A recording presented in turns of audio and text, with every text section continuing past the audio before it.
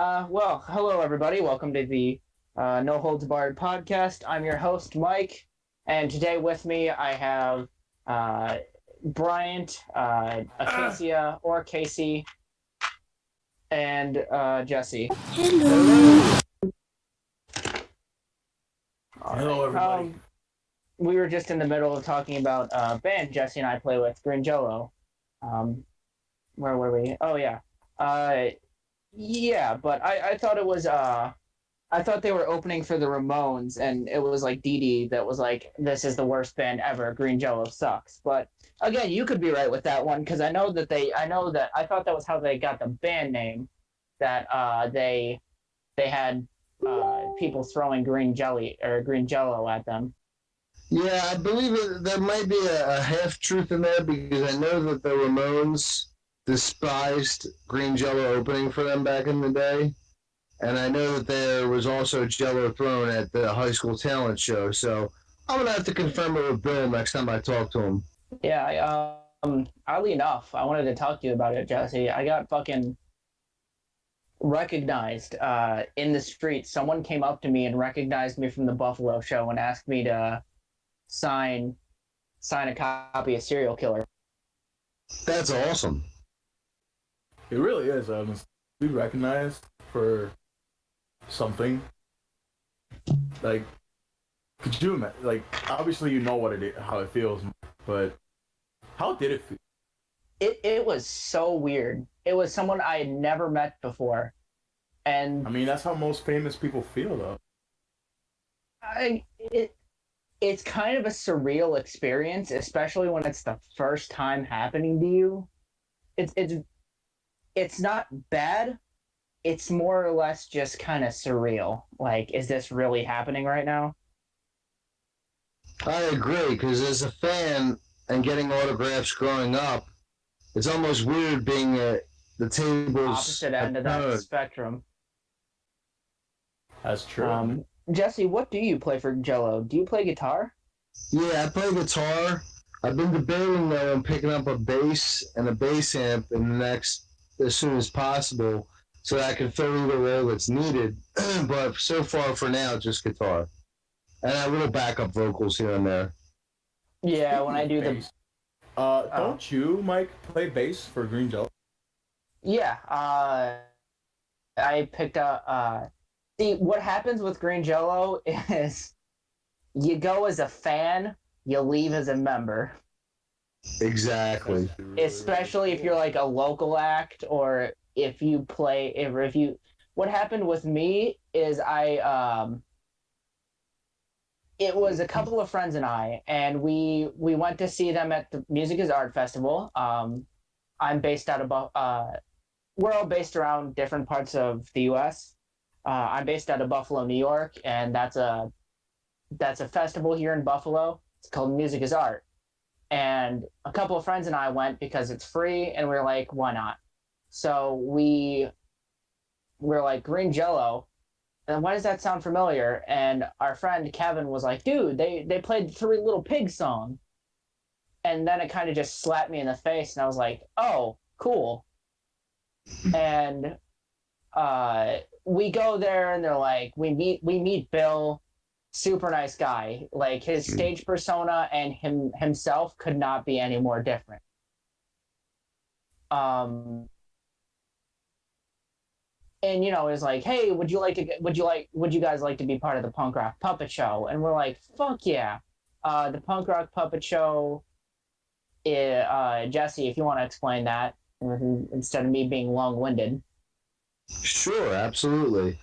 Basically, Bill takes a bunch of smelly foam duct tape puppet heads that people put on their heads, and in the beginning of the show for Three Little Pigs come on stage and join them, and then after that they proceed to go out into the crowd, and it becomes an epic, hilarious mosh pit that's very colorful and insane and fun and sometimes a little dangerous, like the time in Philly when I tried to save Bill from breaking his ribs last year.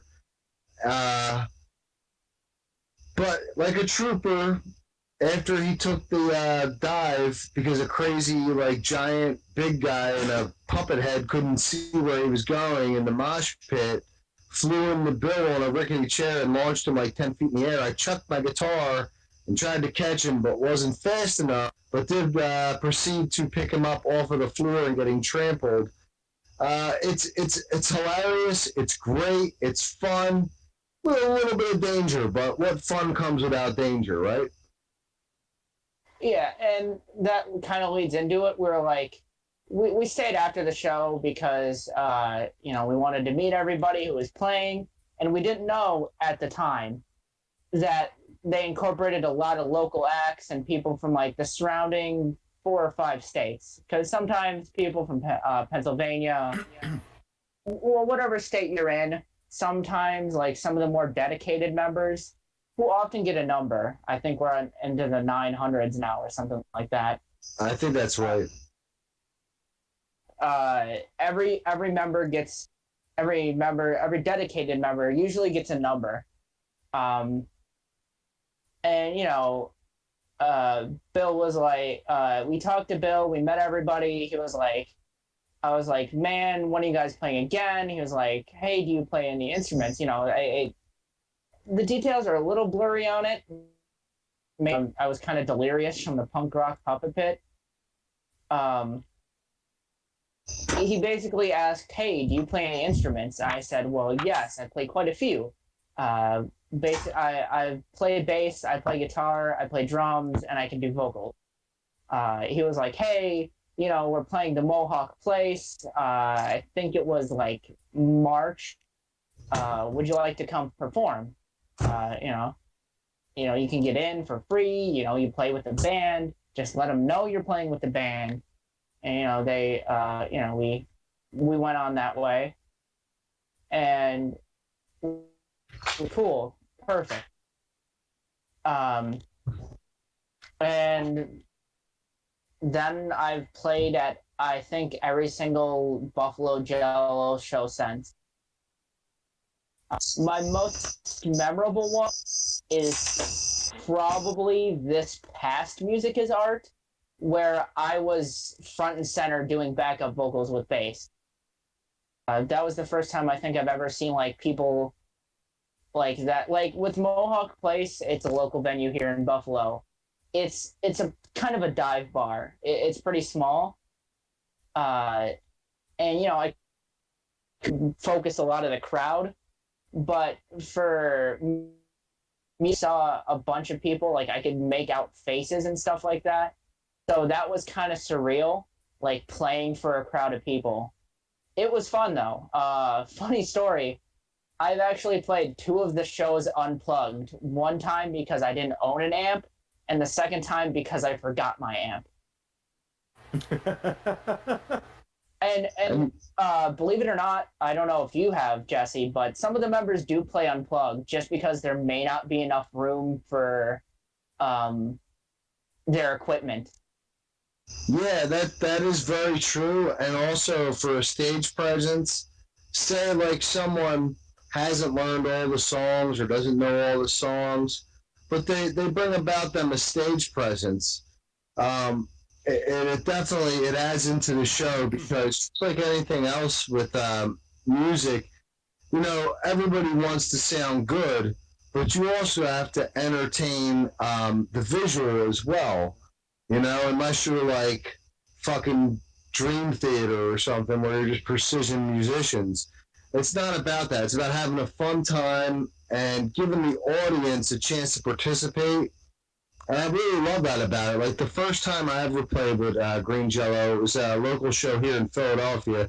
And like you had said before, it was like it's a little dive bar, but it's a fun show. And Philly fans are very, very passionate. And I told Bill, I messaged him. I'm not going to mention names, but I met Bill through an ex-girlfriend of mine who was supposed to actually sing at the first, behind, what was that, the video they have on Amazon. And I don't know if she really was sick or if she got stage fright. We drove all the way to Buffalo from New Jersey.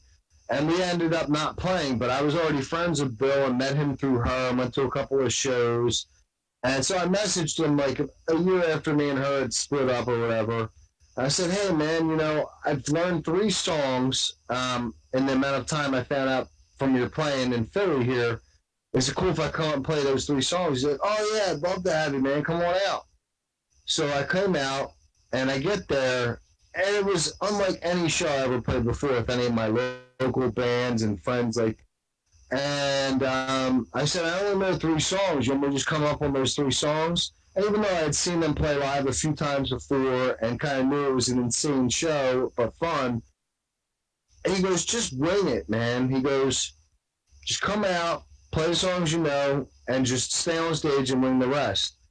And I did that. And actually, I played that show with several other really awesome Green Jello members like Billy Youngblood and Sam Poe, Kevin Donahoe, Bobby Guns. And now Travis. And Travis was actually the following year I played with him, and I love Travis. He's great too. All the guys are great, you know, and everyone's goal is not about themselves. It's one thing I love about Jello. It's about putting on the best possible show for the audience and contributing in a way that you can bring that to life with Bill and the rest of the band. And I love Bill because, you know, like myself, I'm 40. I've been playing music for 20-some years, been in all kinds of bands. And I was at a point where I was not ready to give up on music, but ready to give up on like playing out and doing stuff and forming bands.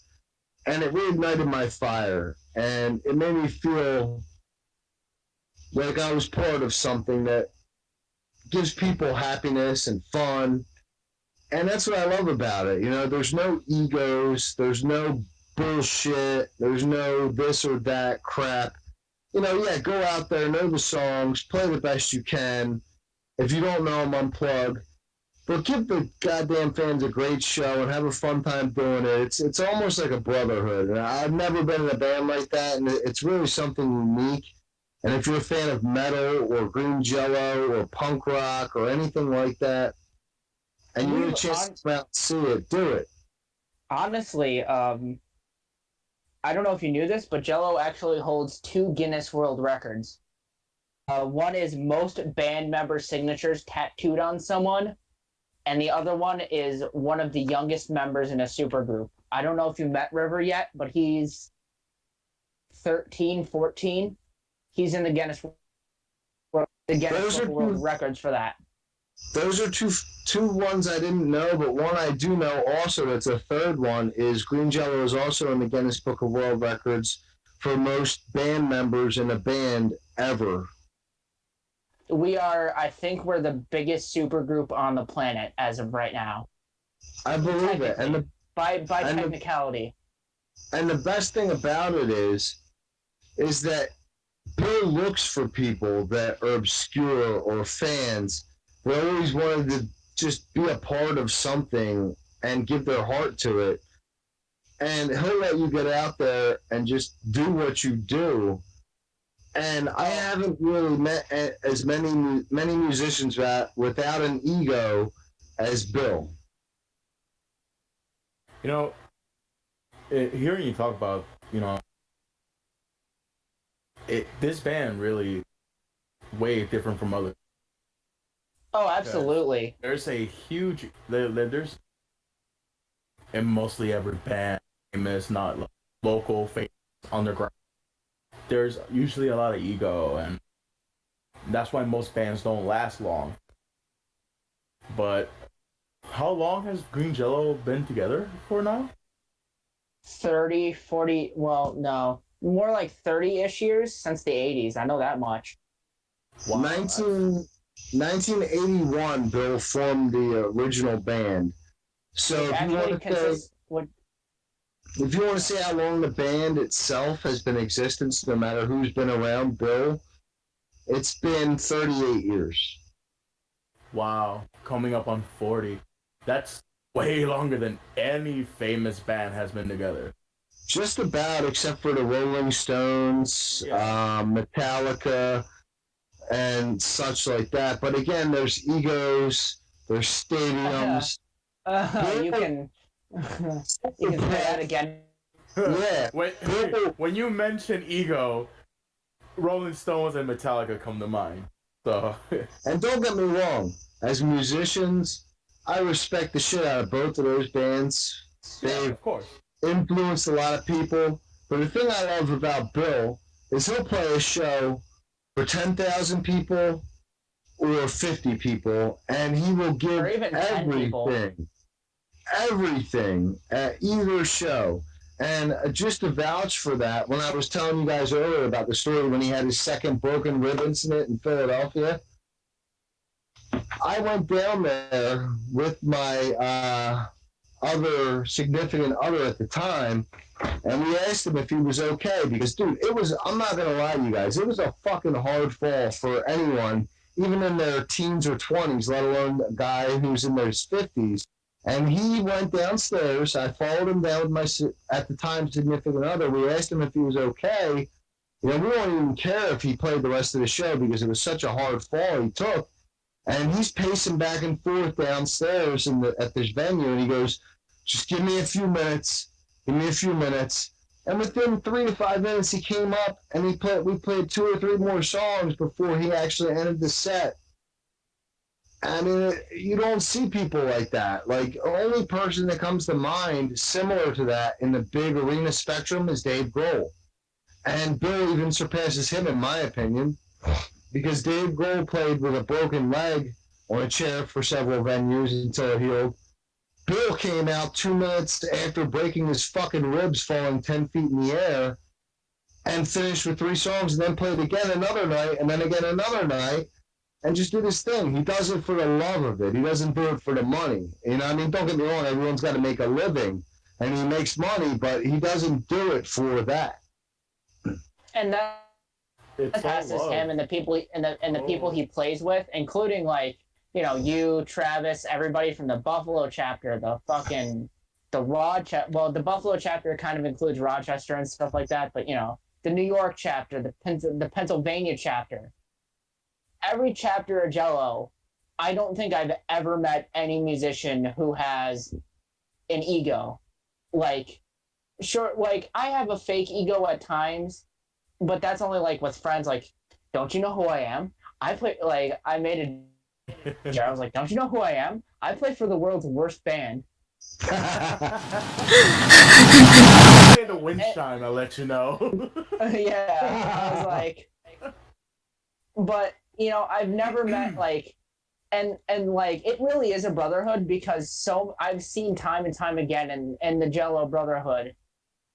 So many I've seen in the Jello chapter or in the Jello do so much for one another. Uh-huh. It really is a family. Bill isn't like, oh, don't write my songs for me and stuff like that. He encourages people to write songs for Jello.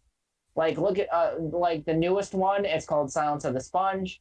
Your boy's in it, so go ahead and give it a look.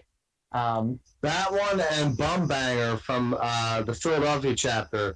Although I'm part of the Philadelphia chapter, I didn't get a chance to record on that recording because of some things that were going on in my life. But Bill is great with that, man. And the thing is that's so cool is if you organize it, you get the music together, you get the studio together, the vinyl producing companies, the digital companies together, and you pay a small fee and combine it between the 5 or 4 of you or 6 of you or whatever amount of people there is and split it up, it'll become something. And that's cool. Like, Bill gives everybody a chance to shine. And that doesn't happen often. I mean, I've been playing music since the 90s, mid-90s, early 90s, in bands around my neighborhood and friends and all this and that. You're old. I am old. I'm an old fuck. But the thing that's cool is I've never experienced anyone that put aside everything just for the sake of the whole. And that's what seems to be with Green Jello is everyone puts aside, like, don't get me wrong, everyone likes to shine. It's human nature. But in Jello, it's a different reason to shine. It's like, you know, let's take this guy or this girl who's always had a dream to do this, but never got to live it out, and you had a chance to live it out. And it's not about the money; it's about the love and the entertainment. That's what I love about this whole thing. If you were to ask 99% of Jello members if they do it for the money, they don't. They do it for the passion, for the love, for the respect, and because of Bill, because he's made it into something to where you're welcome to come join it and make it a whole. Just don't make it about you. It's about the audience and the band. I actually heard about it, Jesse, but we had to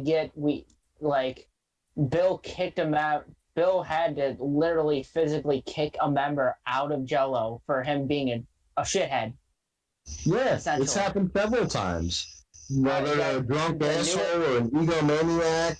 Well, the newest guy that I heard about, he was just a shithead. He pretty much took it. I think his name was Justin something. And there's been several of that, but that's the thing about Bill. It's like, he'll weed those people out. He'll give everyone a chance until they prove that they're not worthy of it. I mean, and it's not even just in music. It's also in, the video and entertainment part of it. You know, there's been people that were part of his TV shows a few years ago. Not TV shows, but, like Facebook shows that have not appreciated the opportunity, and he's booted them out because of disrespect to him, his family, his band. He's a fair guy. He'll give everyone a chance until you prove him wrong about it. I mean, how old is Bill? I think he's in his 60s. 57. Nah, 57. Getting up there, though. How old was he when he first started? 18. 18? Yeah, it was going to be, I think it was like 18 or 20, something like that. 18 to 57. All those years of seeing so much, hearing, almost 40 years of fucking doing nothing but music. And you gotta understand that from this point, he has so much wisdom. He's seen so much. I could just imagine him seeing bands or, bands like his not giving that break because nobody believed him. And that's why he does it. Exactly. He That's where Lazy Ass Destroyer came from. No matter who you those are, guys are awesome. What you are. Oh yeah. Who or what you are, he just gives you a chance because everybody wants to be on. Everybody wants to be recognized, even for 5 minutes. That's the truth. And to be at this height of his, life, and still do it just because he wants for the hell of it. Essentially, for the hell of it. To entertain, because he still loves it. Yeah, because he can do the music industry, it sucks the soul out of you, man. And I know, there's a lot of artists that they stop because it's not the same anymore. But for somebody to be in their 50s or near their 60s and still love it, no matter what, no matter how hard it was, no matter what trials and tribulations had to go to, is awesome. It really is. It really shows the essence of his character. And even that night when he fell and he broke his ribs, and he came out and still played 2 or 3 more songs a couple minutes afterwards, that shows his dedication and his willingness to give people what they want because he loved it. You know what I mean? He grew up being a fan of rock and being a fan of entertainment. And for him to give back and just do what he does, it's amazing. You don't meet many people like Bill.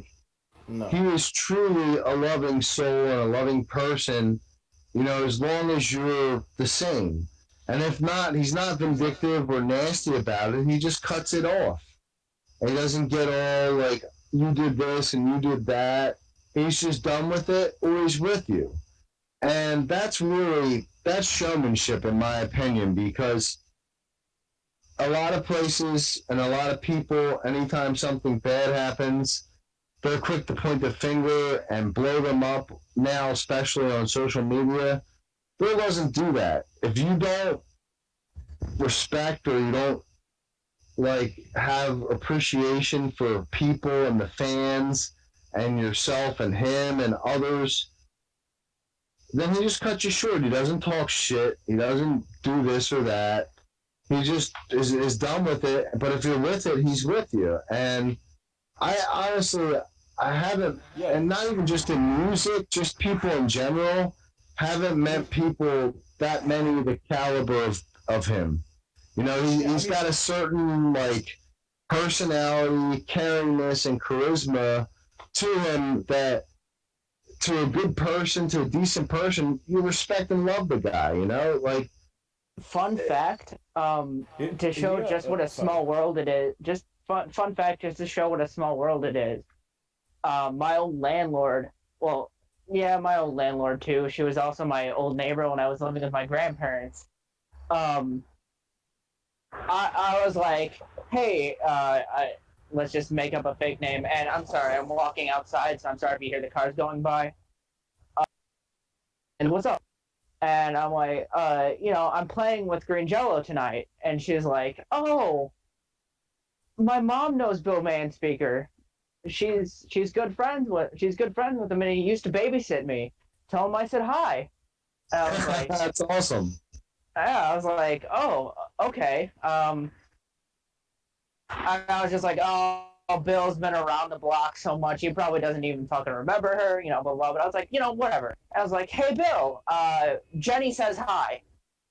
And he's like, Jenny? Jenny who? And I gave him her last name, and she was like, oh, her? I used to babysit her. Me and her mom go way back. How's she doing now?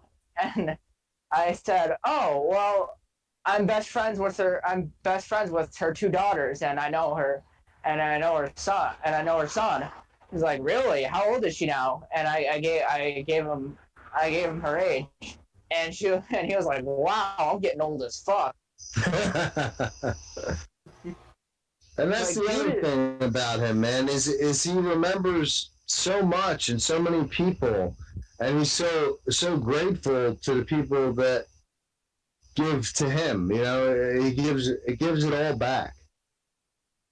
Almost as a big thank you for everything. Exactly. It doesn't matter if you were a band member, a fan, someone he grew up with, someone that he knew. If you were a positive person or a decent person in his life, he'll remember you, love you, and respect you. That's not a lot of artists that do that. Another cool thing is Green Jello was Tool before Tool became Tool. Exactly. Did the higher Three Little Pigs. Nice. You guys want to hear a funny story that Bill told me with Tool? What's that? Shoot, go ahead. When they played when they first got signed by Zoo Records, Bill helped Tool get signed, and they played a show at the Sacred Farts studio or home. It's where they all kind of stayed. It was like a smorgasbord of artists, whether it was visual art, music art, or whatever. And both bands got signed to Zoo, and Green Jello was a little more known at the time, but Tool was coming up, and they both played the show, which is some of the songs on Opiate, Tool's first EP, first recordings. And Bill told me, because that show was so crazy, and their neighbors hated them so much, and there was literally hundreds of people. It was just a house they played at. It wasn't even a venue. And which is common. Which is for those of you. Sorry to interject. No, go ahead. For those of you who are listening in that don't really know what a house show is, a lot of times in punk rock and like rock in general, mainly underground, but sometimes some more well-known artists will do house shows. It's literally what it sounds like. They come to a house and just pretty much trash it. Pretty much every night, as many nights as they can. And well, this was a special night though, because this was their both like coming out party. You know what I mean? They were signed by an official label, and it got so crazy.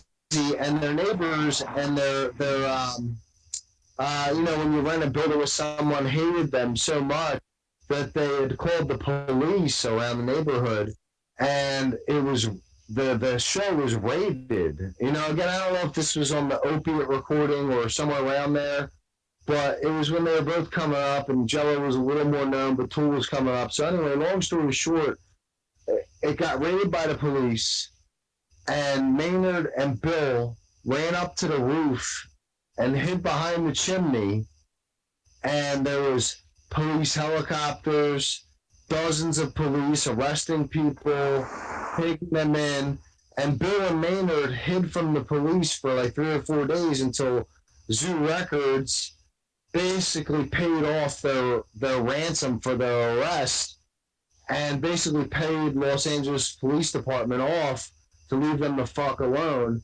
And it was hilarious. And I'm sitting there in Philadelphia, talking with Bill, and he's telling me this story, and I'm cracking the fuck up. Like, this is the stuff of stories and legends, and just basic life and being a band, especially back in the day before. Like nowadays, everything's acceptable, but back in the early '90s, things. Jello was kind of. They laid the foundation for people to be freaky and crazy and however they wanted to be, I mean, they didn't maybe lay the original foundation, but they helped lay the main foundation for people to be how they are now. Like, things were way different back then, Especially, with Serial Killer, like, a lot of those songs, like, especially Trippin' on XTC and Misadventures of Shitman, those songs were really pushing the edge for those times. Hell yeah.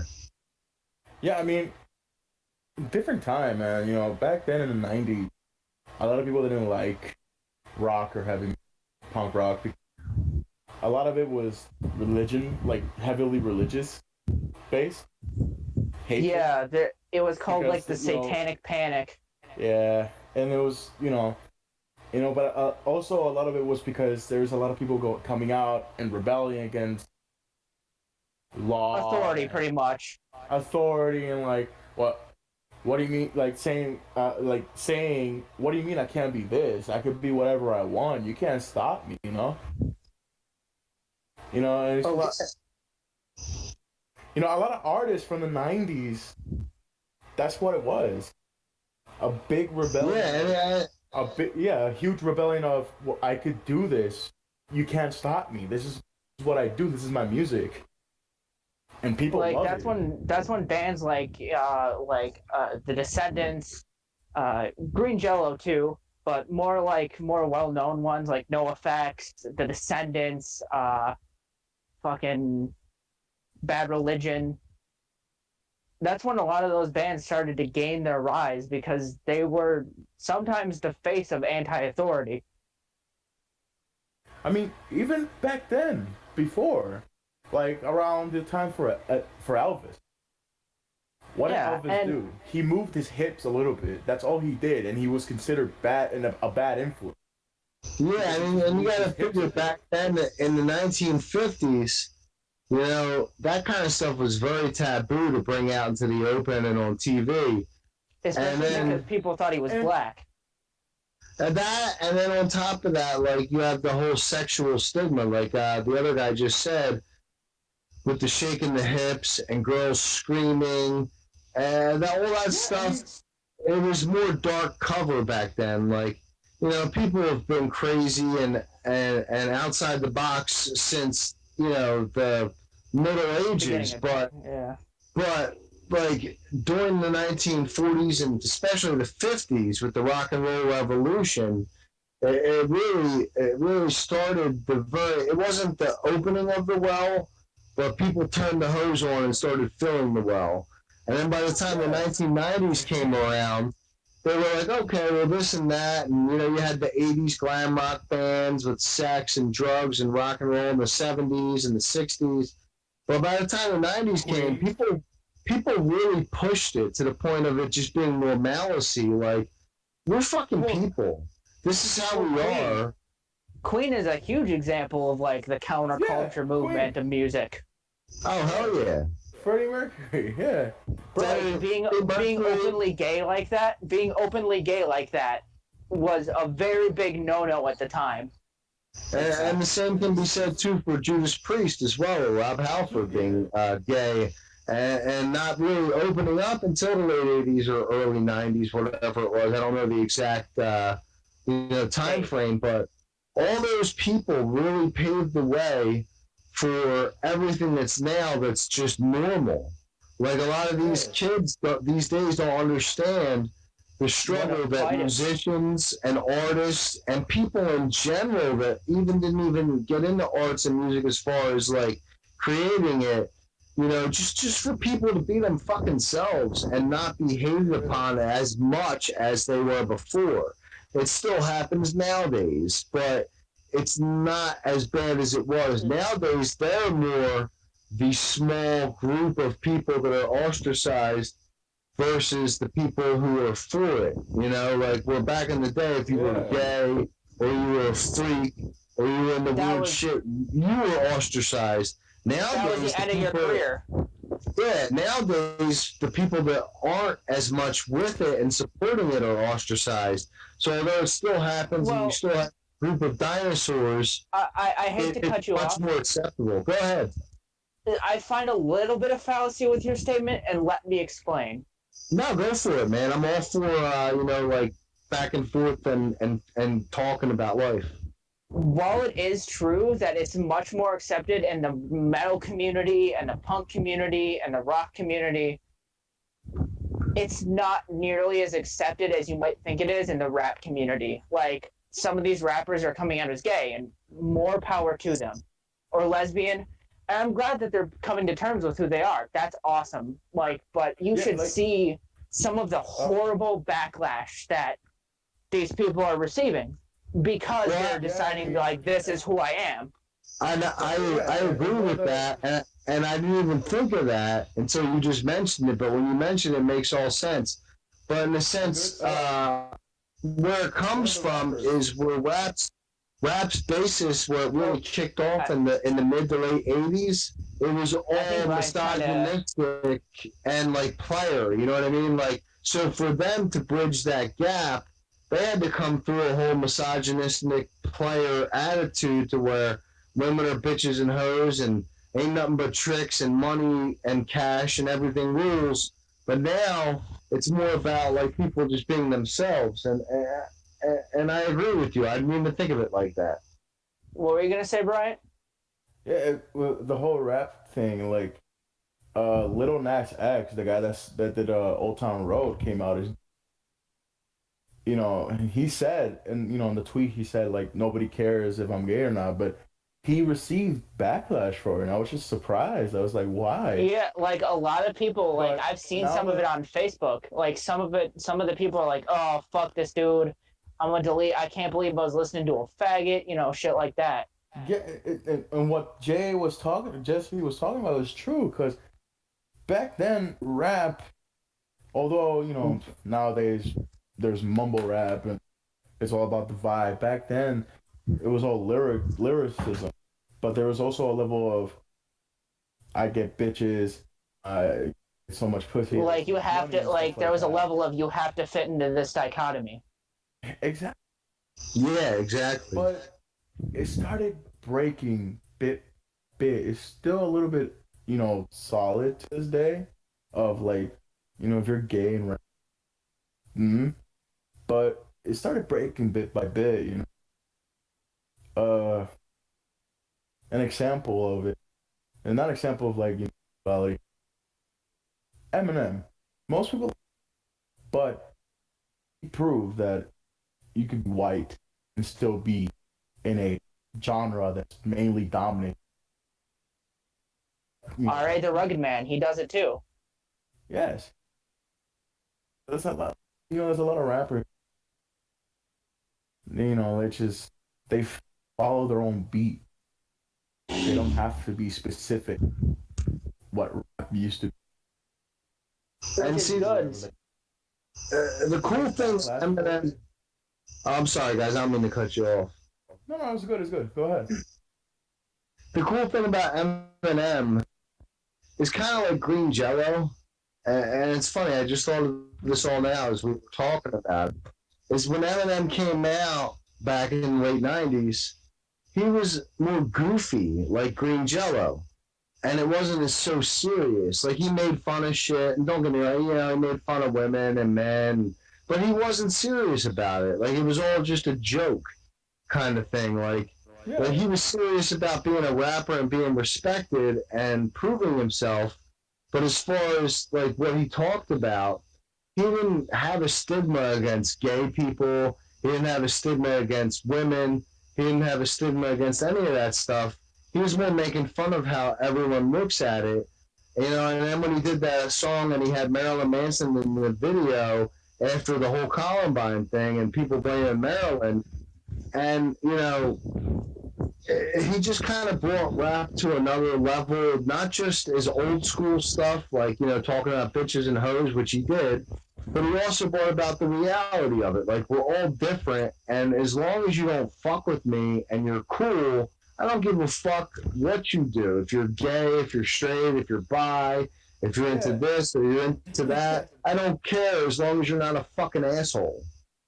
Yeah, and one of the things that people grilled him about was the whole he was homophobic, and there was a funny response that he did was when he was doing a concert, he did a song with Elton John, one of the most open gay openly porno artists, as a big fuck you, I'm not really homophobic, it's just song joke, and he just did like a song with Elton John, and that was actually really funny. It was, and when he would say stuff like he would mention like faggots or whatever, he wasn't talking about that he cared if you were same-sex relationship. He was talking more like back in the day, faggot meant more like a bitch-ass person. Like it wasn't like just because you were into dudes and you're a dude. It was more like, you don't got the balls to stand up for yourself, or you're just like a little bitch. It wasn't like, he didn't care about your sexuality. And that's what a lot of people nowadays that grew up, in this more open world don't understand, is back in the 80s and 90s growing up, it was more stigmatized to where he wasn't talking about, he didn't care about your sexuality.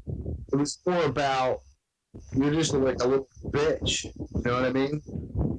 Yeah, I mean, like, it's a lot more heavily okay, not to sound like, oh, those damn kids, but like, a lot of these rappers fucking, like, these new age rappers, like Lil fucking Yachty, okay, I have mad respect for like Lil Yachty and Lil Uzi, because those two genuinely do not care.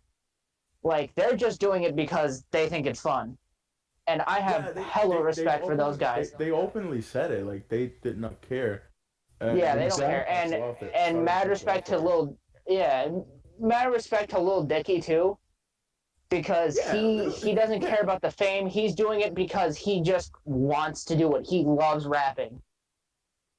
He does, and he's a good rapper.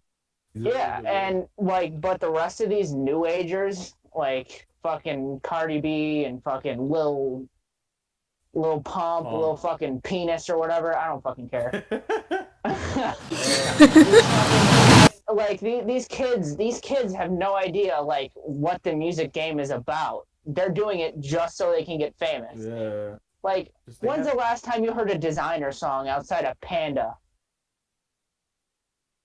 And they have no respect.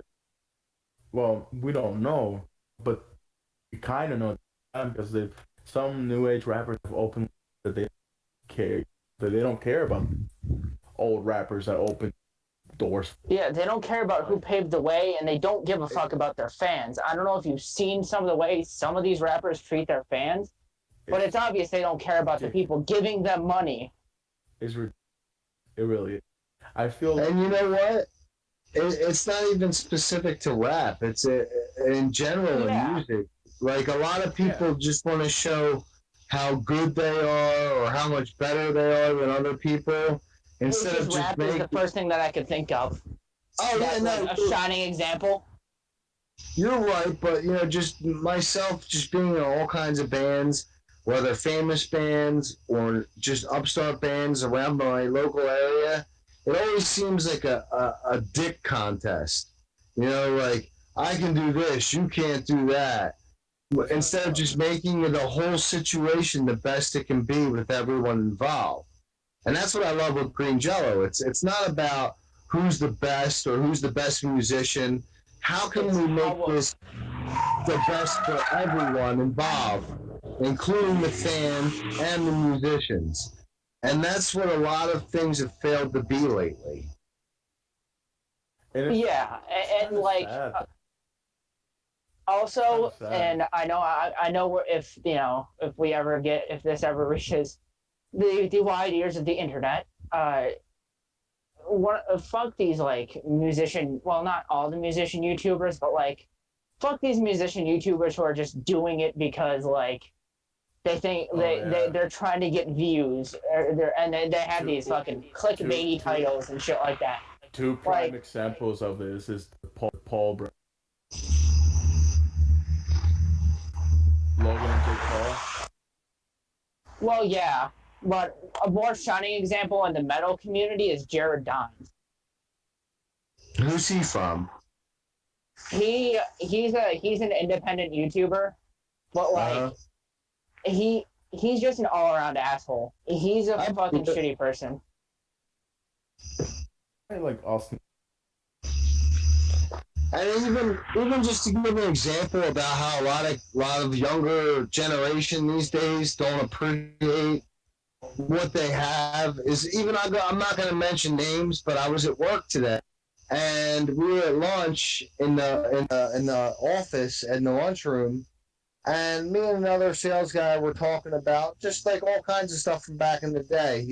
He's from New York, and he was talking about the old Yankee Stadium and how it really came to life, and even in the new one, they brought everything from all the past people, and we were talking about like people like Mickey Mantle and Babe Ruth just being regular people and playing for the fun of it versus the money of nowadays. And we were talking about how the greatest generation, like from the 40s and 50s, paved the way for everything that is now, not just music, just like life in general. And this girl comes up and she, well, people back in the day were stupid. They didn't know what they know now. And we're like, well, yeah, of course they didn't know what they know now, but we wouldn't have what we have now if those people didn't pave the way. And she was completely fucking clueless of what we had said. And it just goes to show a lot of this generation, and I don't even blame them. I blame society on not teaching them the way, that everything has come to be, because all of those people paved the way for what is now. Whether you agree with it, good, bad, and different, we wouldn't have the world we have now if all those people didn't take risks and chances back in the day. Yeah, exactly. That statement, though, that said, it's just stupid. How is the people from back then supposed to know what we? That's like me saying, cavemen don't know what we know. Of course they don't know. They don't. Yeah, they don't know what technology is now, mainly because they're not alive now. But still, if you fucking showed a caveman an iPhone, he would beat you to death with a club. Exactly. How is the person from a past that's no longer living is supposed to know about the future now? That's a dumb statement. Exactly. That's clearly the statement of a person that does not know what happened. History. Yeah, exactly. You don't have to have lived it, but at least respect it. Yeah, know how we had now, but without them, because even in the 40s, if you look back into the 1890s, 1880s, compared to where it was, those people were dealing with technology that at the time had never been seen before. And they paved the way. They built highways. They, made entertainment. They made things where people knew what they were talking about without just coming out and saying, like, I'm going to fuck this hoe. They would say it in a way where you knew what they were talking about, but it wasn't belligerent. Like nowadays, everybody's just, there's you no don't know respect this? What are for you, a fucking lot of stupid? It's literally it is kind of a dick waving contest because it's not about how the quality of what you know anymore. It's about how much you know. Not to Yeah, say and someone who's very studied not to say someone who's very studied is in the wrong. Don't get me wrong. I love the pursuit of knowledge. It's one of my favorite things. I love learning. But like, if you're just gonna read up on a bunch of shit and not comprehend it and absorb it, then you're in the wrong. Just because you can be like, oh well, I know more about this than you. yeah, then you're just a fucking computer. You're Google. Nowadays, it's a huge of it's basically like quantity over. Yeah. And you know what? I don't even blame this generation. I don't even blame them. I blame it on society and government of what they've done to everything for the mass benefits of the few to destroy the many. And, I don't think it's an intentional thing. I think it's more human nature to where those on top don't give a fuck what happens below them as long as they're okay. And in this modern day age and society, it's become more prevalent than it probably has since the Roman times. And that's human nature. So I don't necessarily blame the kids in the society.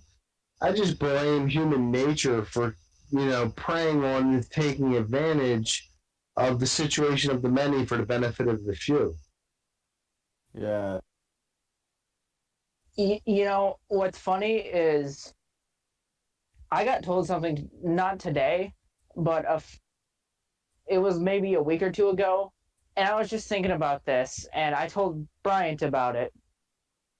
I think Casey might have been in the call with this too, but someone, and I'm not going to mention names, but this person who is practically my sister, she came up to me and she was like, "Hey, Mike, we're both native, right?" And I'm like, "Well, you're 75%, I'm about 50."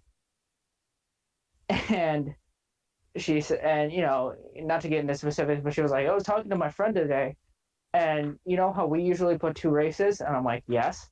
It's like, well, she was like, and this girl, not the one who told me this, but this girl is very ghetto and very uneducated about things. And I could tell because it's one thing to speak with like a ghetto accent, like very shortened words, things of that nature. But like, she was like, "Why are you putting down two races? Native is basically white." What? And my heart just kind of shattered. Yeah, I was there for that. The future.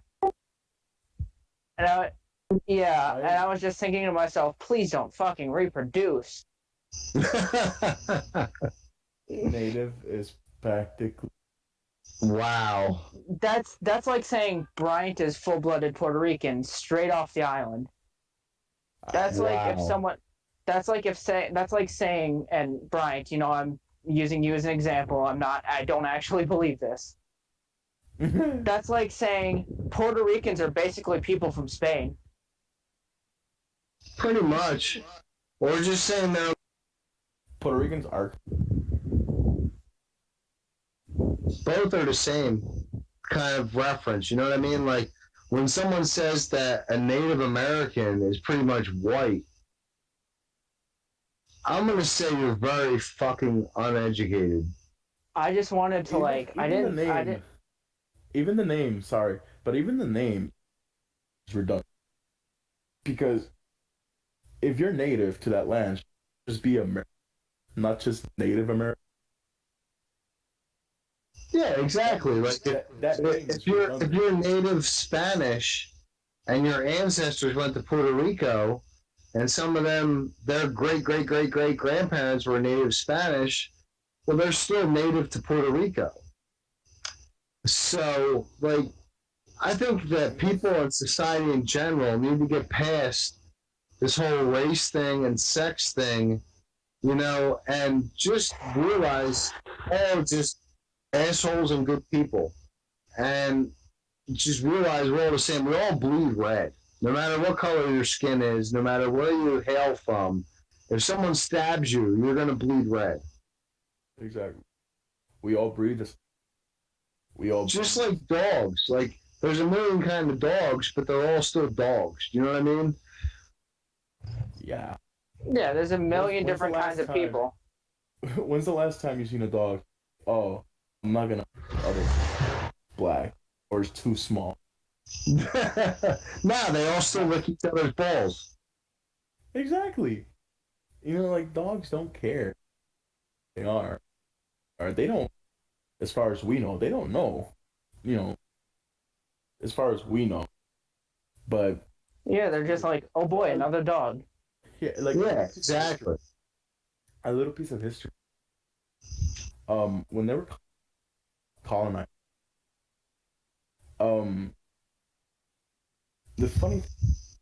the weird thing happened. If a Spaniard went to like Colombia, the Spaniard went to Colombia. The father spent, a sex with a woman. That baby wasn't Spaniard. He was not. He cannot enter Spain. He was not like noble. That baby, Colombia, and he had to stay. He could not go to Spain, and it's weird. Nowadays, when Puerto Rico, if you're Puerto Rican, you're born in the state, you're still Puerto Rican. You could come and go as you please. And it's so weird that now stay on.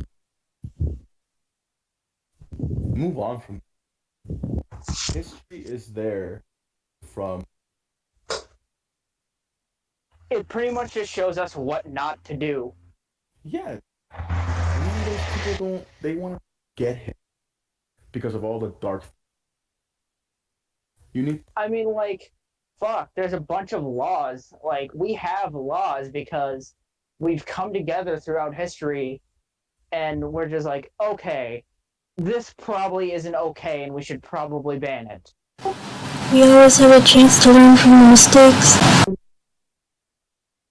Exactly. Like, what was it? I think it was Norway, I believe. They just made religion considered a terrorist attack.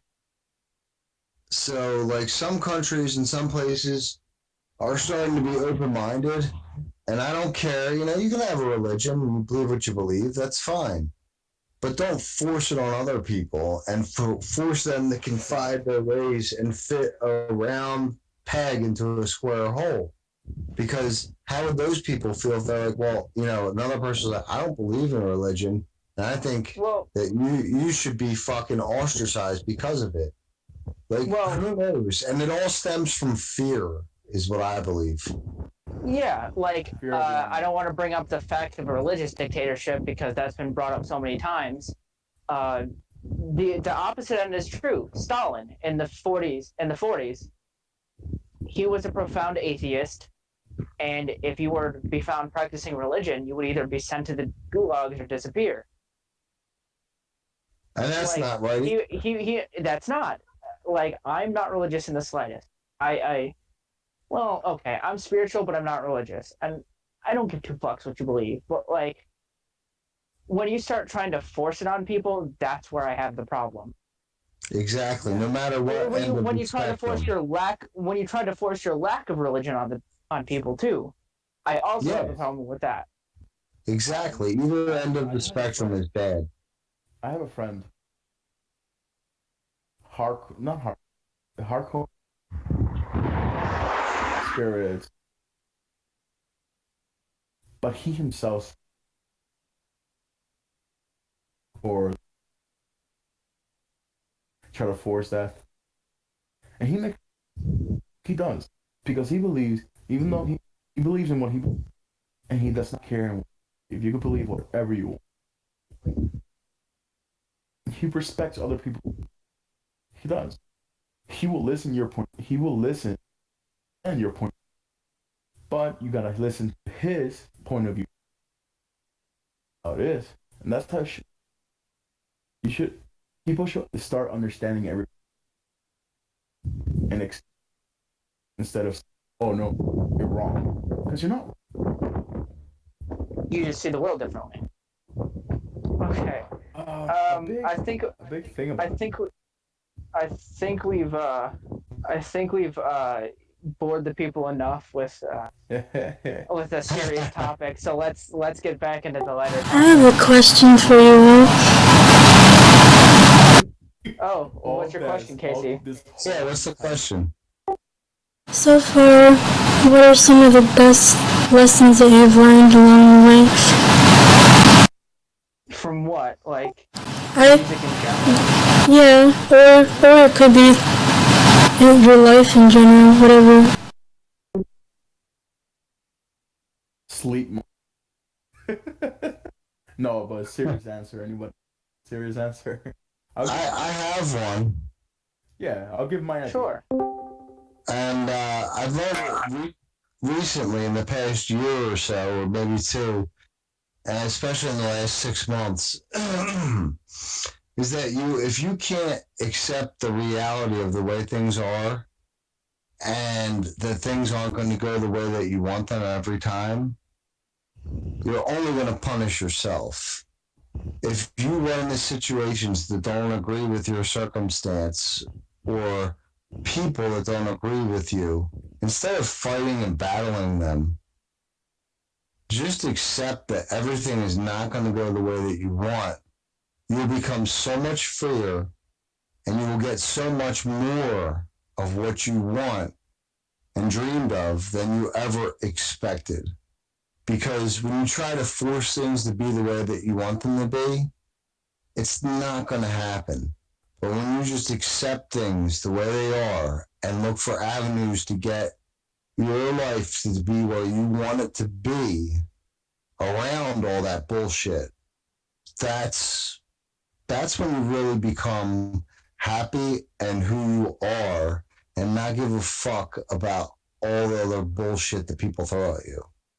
And they can criticize you, condemn you all they want. But if you're doing what you like to do and what you love to do and believe to do and not hurting anybody, that's when you'll truly get what you want out of life instead of trying to force it. Something I've learned. Yeah, go ahead.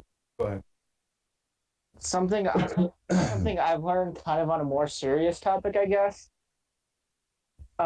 Especially within the past month or so. I'm not going to get into well, okay. You know what? Fuck it. I'll get into specifics. A couple of weeks ago, I called because I used to work at a factory. Right now, I'm unemployed. I'd rather not get into specifics about that. But I used to work at a factory. Keep that in mind. I worked through a temp agency, and I was staying with my aunt and uncle at the time. That's also a very, very pertinent issue. When I was staying with them, and I'm not going to give names because privacy, especially because this is still an ongoing issue. When I was staying with them, I would do everything for them. I watched their kids, cleaned up around the house, and keep in mind, I worked third shift, which for those of you who don't know, is 11 p.m., sometimes 11:30 p.m. to 7 or 8 a.m. The graveyard. It can be later, it can be sooner, but it's also kind of considered the graveyard shift because, things are at their slowest. There's normally the least amount of people there. If it's retail, not a lot of customers come in. With the factory, the quota was less. We had a lot more lax environment, and plus the pay was a little bit better than the first shift, so couldn't complain there. I was waiting on a check because I moved in to where I'm currently staying at. Hang on, I'm going to put myself on mute. Sorry about that. A motorcycle drove by, and I didn't want to blow out anybody's ears. I was staying with them. Like I said, keep in mind I did everything for these people. They still kind of treated me like I wasn't really part of the family. I was kind of yelled at if I didn't do things right the way they wanted to. I got yelled at because I couldn't afford to give the kids Christmas presents that Christmas. And I was basically forced to buy my own food and pay. It was agreed that was supposed to be $250 a month, but they bumped it up to $400. I basically paid the fucking bills there. And I didn't have a bank account at the time, so I would have the checks mailed to me. And I was like, whatever, that's not a big deal. There was a Tops, Tops it's a grocery store local to New York, and you can cash checks there. So I did that a lot. And these, I was waiting on my last check. I moved to the place I'm staying at right now, and I hope to stay for a while because these people are some of my best friends, and I would consider them family. I had about a month ago now, I had the hankering notion. I was like, I should call that temp agency to get that check reissued. I found out, and I got the copy of the check, but I found out that it was cashed in May, and that my aunt had cashed it without my knowledge. And I was reasonably livid, like anybody would be. And I filed a police report. I was like, what the fuck? That was almost $500. And, and I get a call from my dad. I get a call from my dad saying, like, why could you do this? Why would you file a police report? Why didn't you just talk to us about it? And I was just like, why the fuck didn't you tell me that you cashed my check without my knowledge, instead of just being like, hey, can I borrow the check? Can I borrow, the money on this check? We'll pay you back. That I would have been fine with, but they never told me, ever. And it was cashed all the way back in May. So that was that's what? bad, dude. That was what, 4 months ago? 5 months ago? Something like that. And I was like, look, either, and they promised me the money this week back. I'm like, look, either you're going to give me the money back or I'm going to go through with pressing charges. And honestly, it feels like, I guess the main point of my lesson here is, like, sometimes, like, even, like, it kind of circles back to green jello, but I've learned that friends can be better family than people you're related to. And that's, like, a hard lesson that I wish I had learned sooner. So basically, it doesn't have.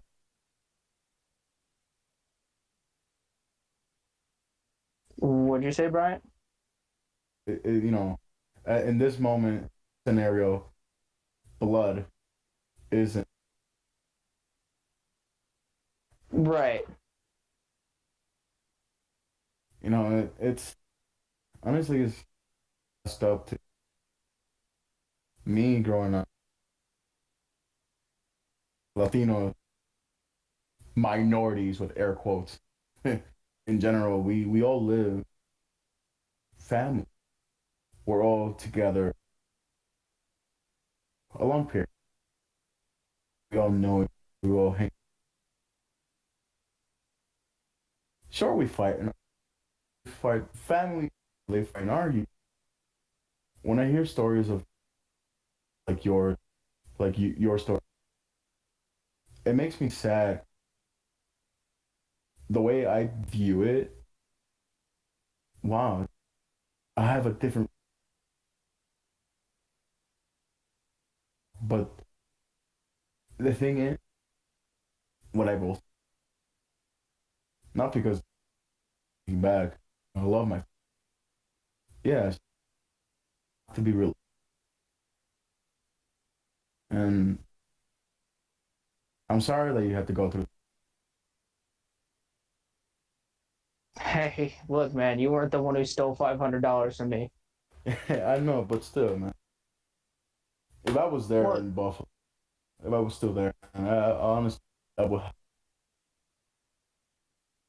I've got it. I've got it pretty much under control. The detective I was speaking to, very nice woman, helped me through a lot. Um, she she was like, "Look, you won't get in trouble.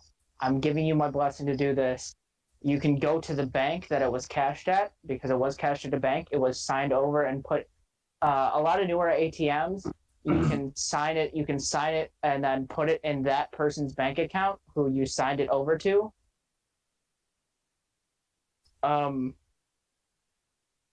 but that's not the point. I can go to that bank because it has with the police order and the routing number and checking number, and I can get that money withdrawn from the bank account. Which is Um, only fair. which is only fair, but I'm giving them ample amount of time before I do that. And if they try to press charges, I have the court system backing me. Well, hopefully they will just give you the money back, even if it's 100 a week or something, because nobody wants to go through all that crap. And I'll bring it back to green jello. The thing I love about it, and I'm sorry that you went through that, man, is that it lets you forget about all this kind of bullshit. It's an escape, but not an escape. It's more of like you just get away from all the bullshit, even if it's for just a few hours. Kind of a family gathering without the family. Yeah. Exactly. It's kind of like a barbecue without any food. That's why music mainly, like you said, is an escape, and you Like, connect, yeah, and you especially having connect almost exclusively through music. Later on, after you add each other on Facebook and all that happy horse shit, you get to know them, and it's like meeting someone, a listen part of your family that you never knew you had. to answer Agreed. the main lesson. Don't hold a grudge.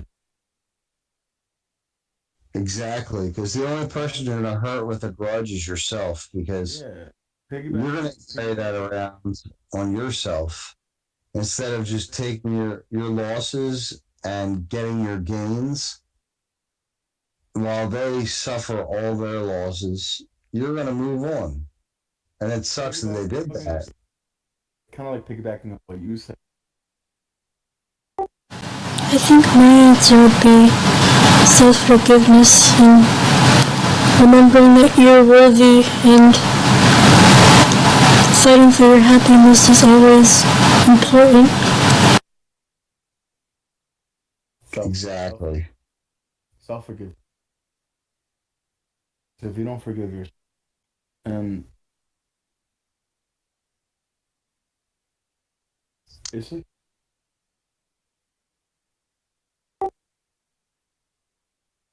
man, you blame yourself, and there's not a lot of forgiveness. Hurting. That's one thing with music. It can make people feel less alone. It's like a universal language. Exactly. Music, cliche, yes, but cliche is still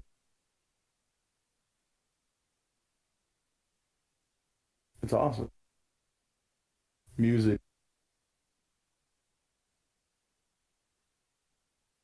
Honestly, I'm glad like especially with like band, give a chance for everybody. Air their music. yeah, Many like many people don't.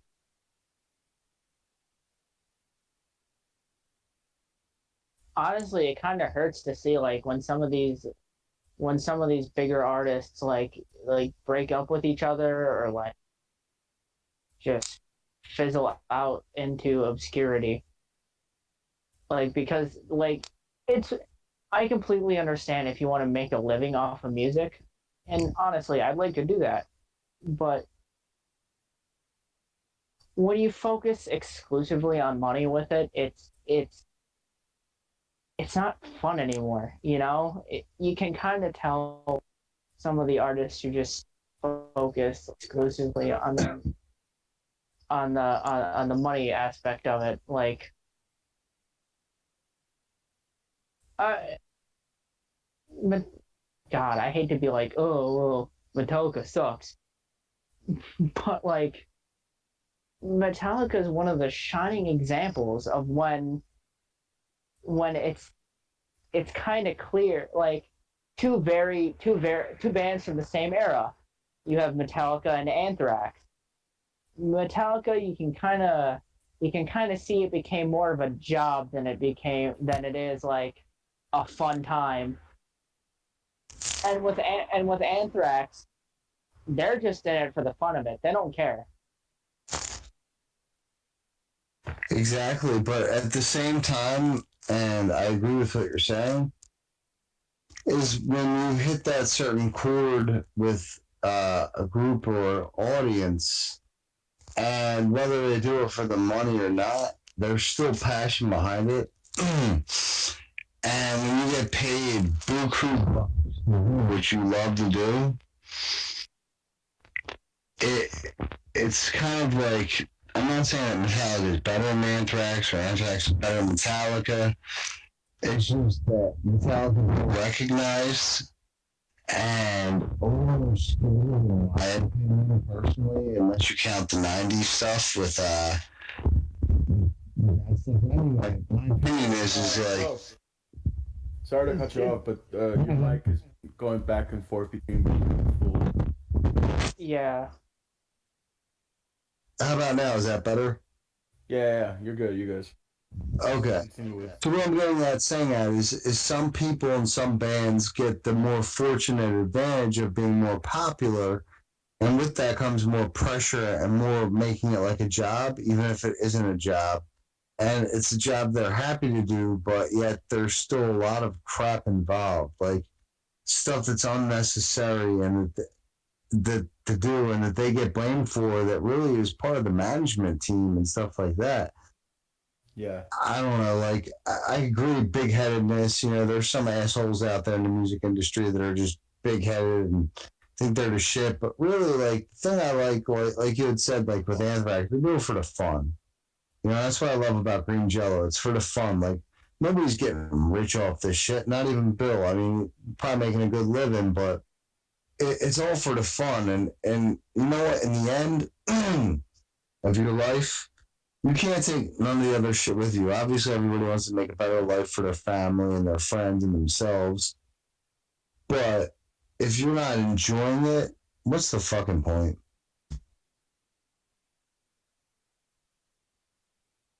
yeah, Most and that's what I love about Jello most too. people most taste when they taste fame, they don't want to lose that. It's like they don't want to go back.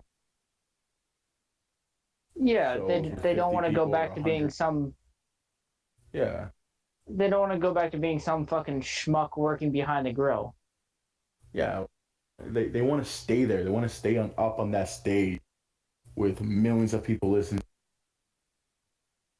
And in a sense, when you look at it, you have to also respect the fact that like a lot of these people, even if they're big names now, when they were doing it, everyone told them they couldn't do it. They were nothing. They weren't good enough.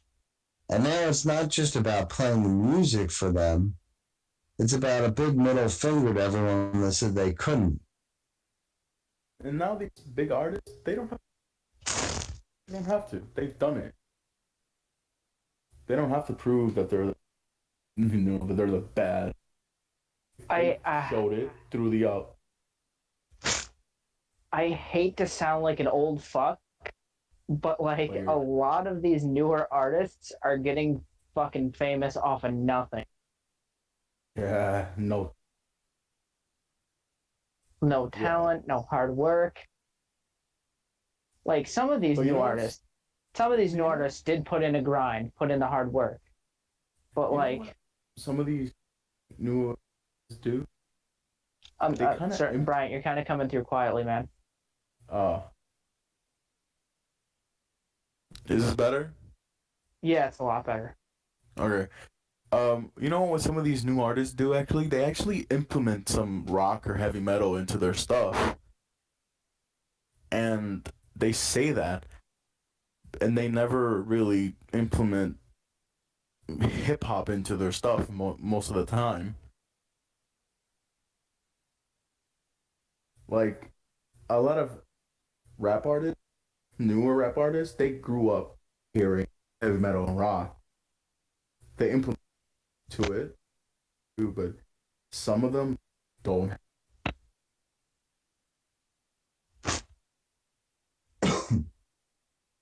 And it's one thing if like, God, another thing I hate is like, I know Jello has no, okay, no, we don't. I was gonna say I think Jello has some serious songs, but no, we don't. Like it, I hate it when people try to balance gimmicky and serious.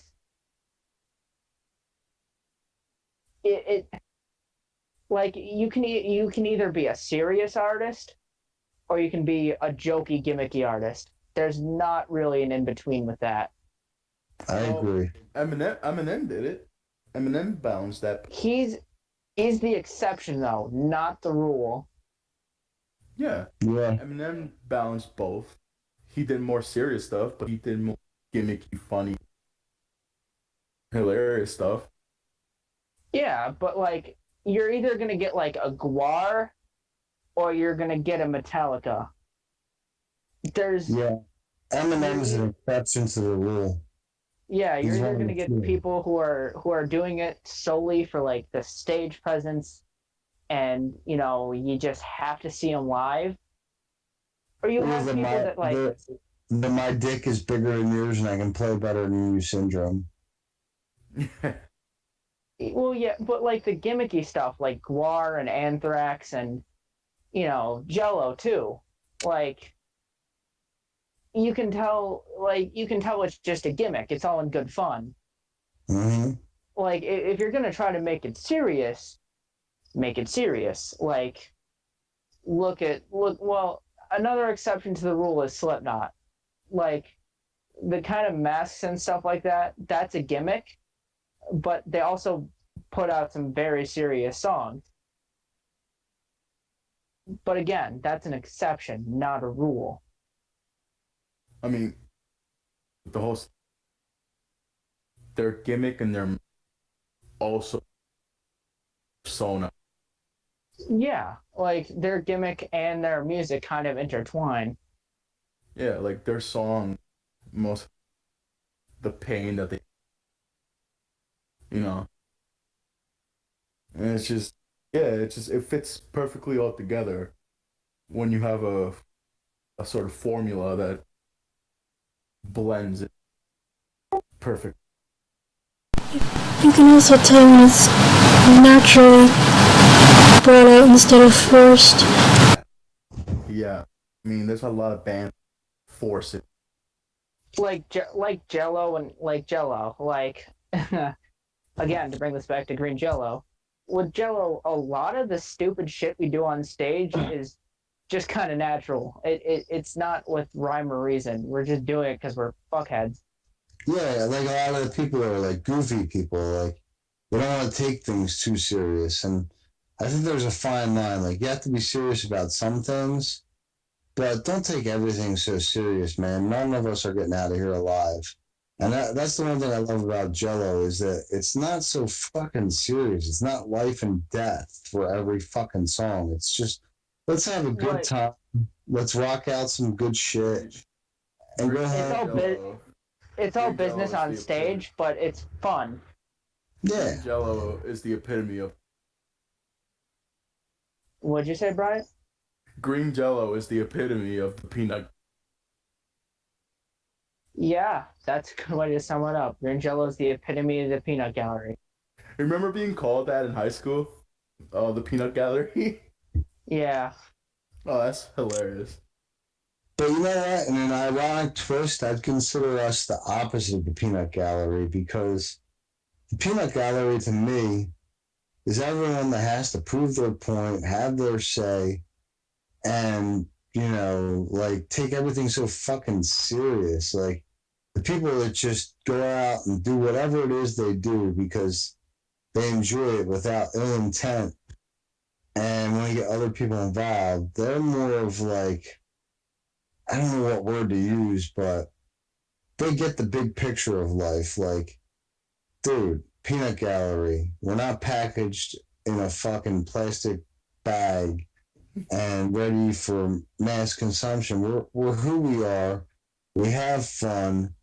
And if you want to join us, go ahead. And if you want to be serious, go the fuck over there and get out of here. We honestly, I think it's kind of story time for me and Bryant because we have so many fucking, and it's good that we're doing this podcast because we can just like go on about our stupid stories from high school. Oh. Bryant and I, he's in Florida right now, but we both went to the same school. Not gonna say that for privacy reason. Not gonna. Oh, okay. I guess we are gonna say it. Go Sparks. What are they gonna do? Sue us? My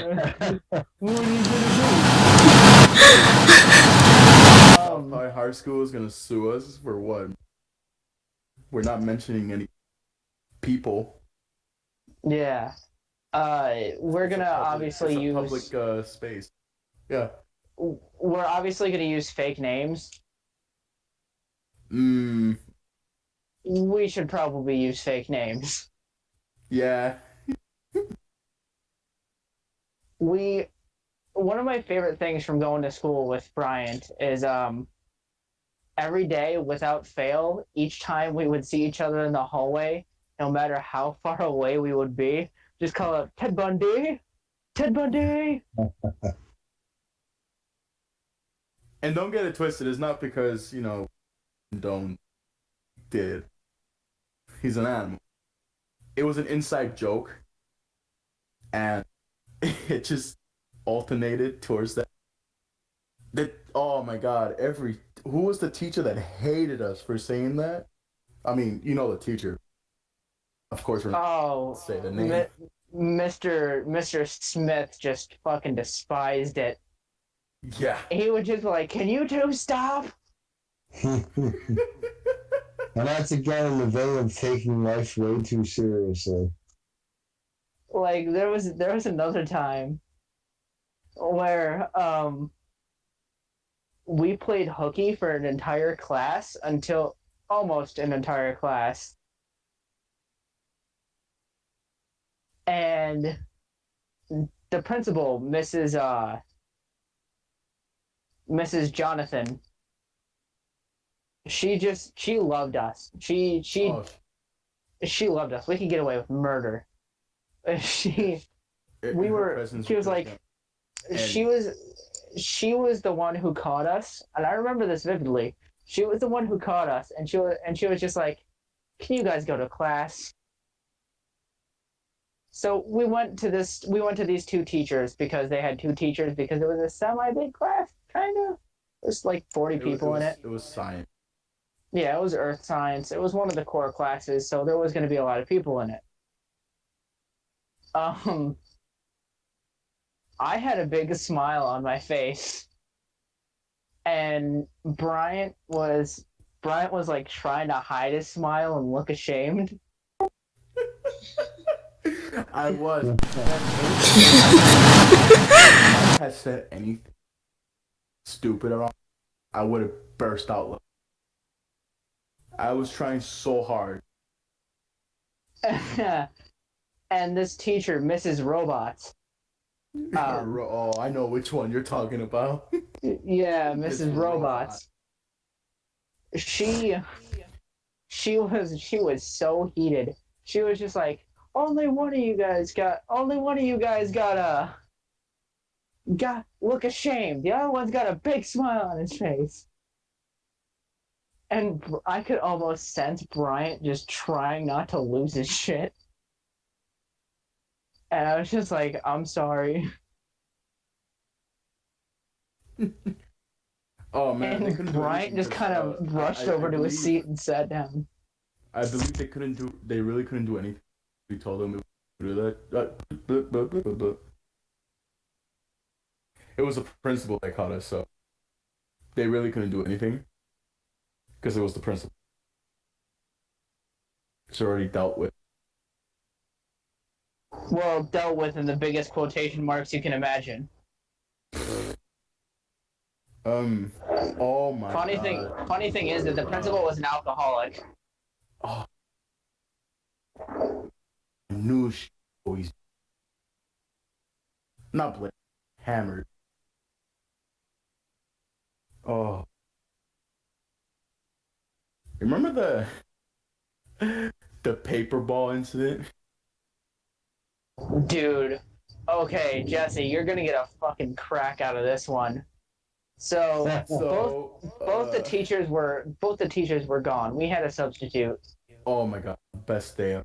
And we just started like, you know how you had like spitballs in class and you would just kind of and like and hawk them at each other. Well, we had the same thing, but it was kind of paper balls, and we would just bundle up the papers and just kind of toss them at each other. Yeah, it was Mike, 3 or 4 other friends, and me, and we just had a paper ball war in the middle of class. It made World War II look like a fucking game. We were throwing at each other, and there was this one girl. Oh. Mandy, yeah. From Billy. She got so heated, and She got heated because a paper ball flew past her table, and she literally said, "If one more paper ball gets thrown at me, I'm gonna lose it." One of our friends, who Jonathan will be John, who will be known John, threw a paper ball at her head, beamed her in the head, and she said, "That's it, I'm out." And without skipping a beat, before she got out of the, before she walked out, I yelled out, "Oh, rage quit!" and she walked out of the class. She was like, "Ugh." Another person to take life way too seriously. Oh, she was one of those. She was one of those crappy bitches. She got red. When I mean red, she was made up. Yeah, she was a tomato. If we fit into a dichotomy, it would if we would have fit into the high school cliques, it would definitely be class clowns.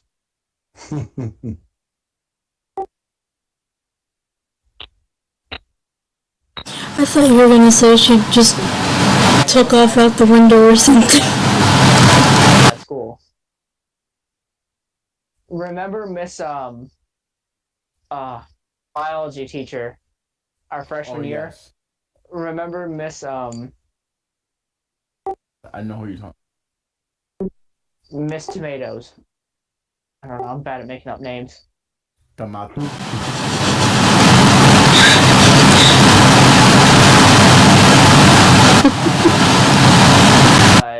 for this case, we're just gonna call him David. David was a bit of a nutcase, and it was on the first floor. And she said, "Look, I only heard this through eyewitness accounts. I wasn't there for it, but I do know a guy. I do know this guy, and he's confirmed it with me. I know this guy. He was just like, you know what? I can't take this class anymore. He opened the window and jumped out. Jeez. He was only on the first floor, so it didn't hurt him too bad. He kind of just limped away after. It was more for humor and shock value. I don't know what the fuck he was doing it for, but he is not right in the head. Yeah. Real life Cartman. Well, hey guys, I really appreciate you having me on this podcast. I've had a blast, but I got to get some rest because I got to get up for work, unfortunately, in the morning. All right, I guess this is a good place to call it to a close. Thank you so much guys. for Been awesome. Yeah. Thank you so much for tuning into this podcast, and Thank you. for more. Until next time, see you around, and remember, green jello sucks. We really suck. Buy the merch. Buy the merch. Don't jump out windows. Until next time, see you guys. Buy green jello merch.